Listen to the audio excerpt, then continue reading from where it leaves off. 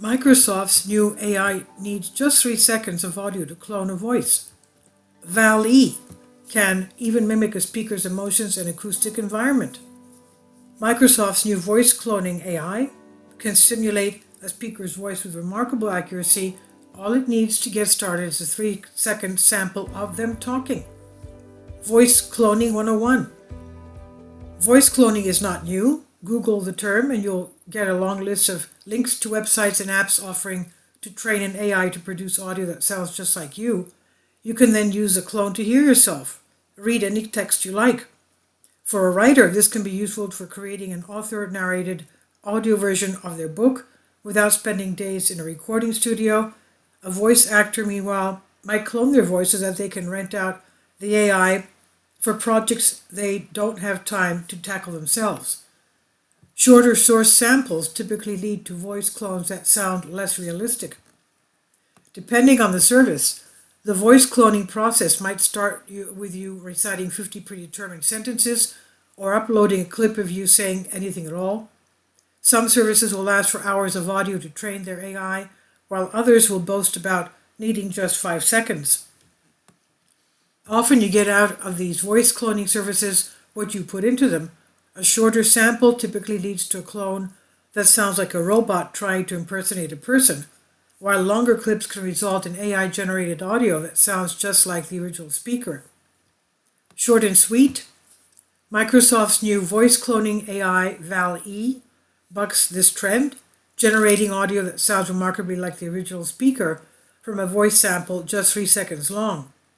You can't clone your own voice with Val-E, but Microsoft has shared a research paper on ARXIV and created a GitHub page where you can compare snippets of human voices to speech generated by Val-E and a baseline voice cloning AI, your TSS. On this page, Microsoft also demonstrates how the AI can mimic a speaker's emotion and the acoustic environment of a sample. If the speaker sounds angry, Val-E can generate angry-sounding audio. And if the original clip sounds like it was recorded over the phone, the AI can generate audio that matches those acoustics. Val-E's training library was hundreds of times larger than other systems.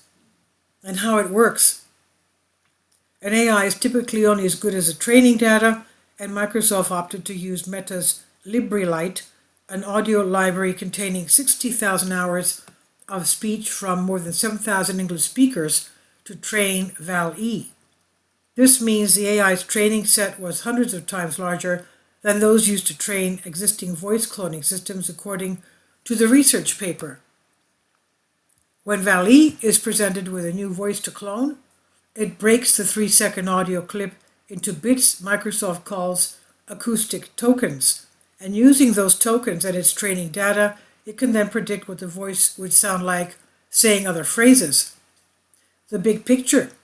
If you go back to that list of voice cloning search results, you'll likely find links to articles detailing how the AIs are being used for nefarious purposes.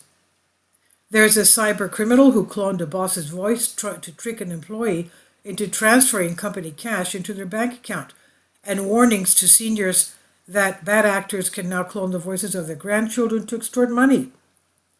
The Microsoft team addresses the potential of people to misuse Val-E in their research paper, noting that such risks could be mitigated by the creation of a detection model, quote unquote, capable of determining if a clip was generated by the AI.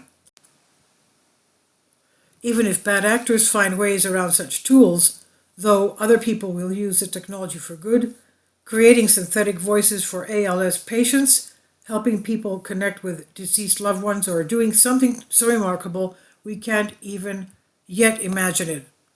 And this is on Calypso Spark. Christine Hoser of Freethink.